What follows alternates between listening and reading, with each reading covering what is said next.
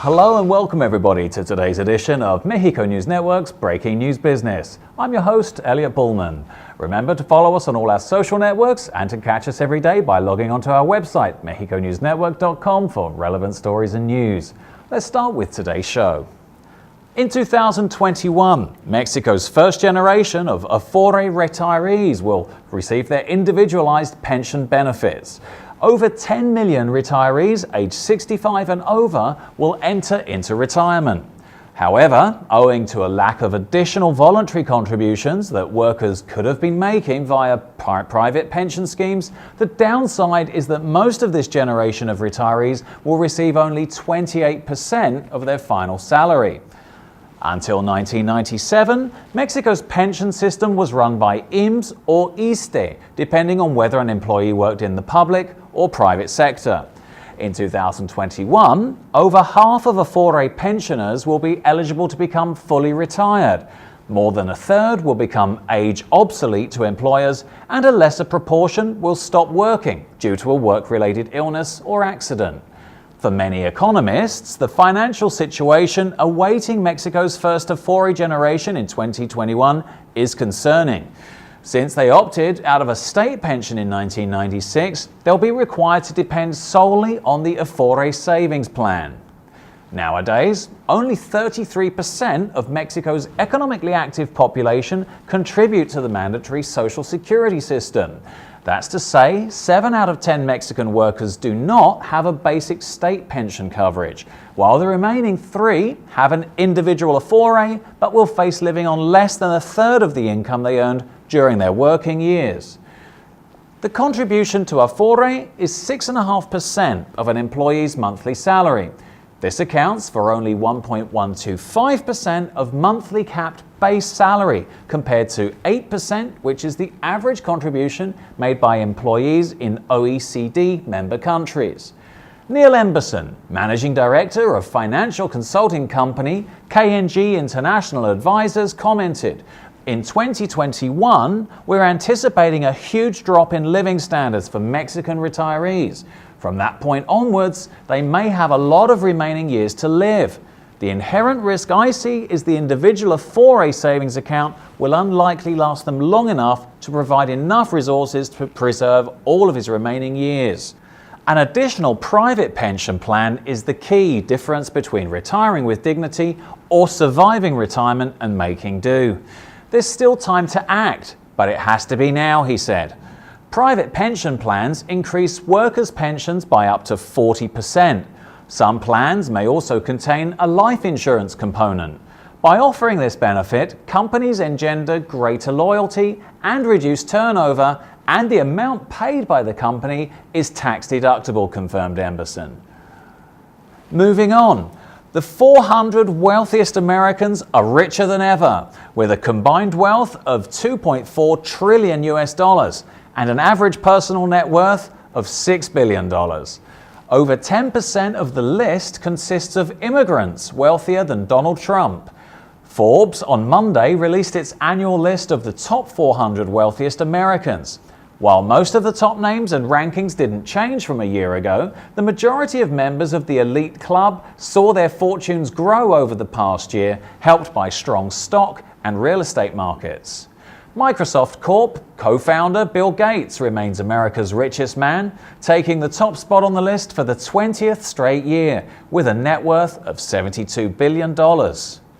42 slots on this year's Forbes 400 list are immigrants. All but 2 made their own fortunes, and a third are richer than the Republican presidential candidate Donald Trump, whose fortune slid $800 million to $3.7 billion.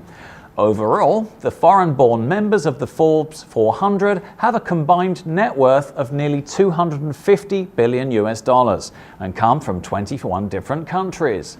Google co-founder and Alphabet president Sergey Brin leads the way as the wealthiest immigrant billionaire, with a $37.5 billion fortune. The Moscow native emigrated to the US in 1979 when he was 6 years old, because his mathematician parents faced anti-Semitism in their homeland. Brin went on to pursue a PhD at Stanford University, where he met Larry Page, and dropped out to start Google. He ran the search giant's secretive Arm X, which is responsible for its autonomous cars project. The earliest US arrival from a Forbes 400 member is 1949, in the form of oil and real estate billionaire John Katsimatidis, who emigrated from Greece to New York as an infant. Yet it's the later arrivals who are making the waves in Silicon Valley. Elon Musk, WhatsApp co-founder Jan Koum, and eBay founding president Jeffrey Skoll all moved to the US in the early 1990s and started a series of tech companies. A University of Pennsylvania alum who's now worth $11.6 billion, Musk was born in South Africa to an engineer father and reportedly started programming video games as a preteen. His first big break came after he created X.com, an online payment company that was merged into what later became PayPal, which was sold to eBay in a $1.5 billion deal in 2002.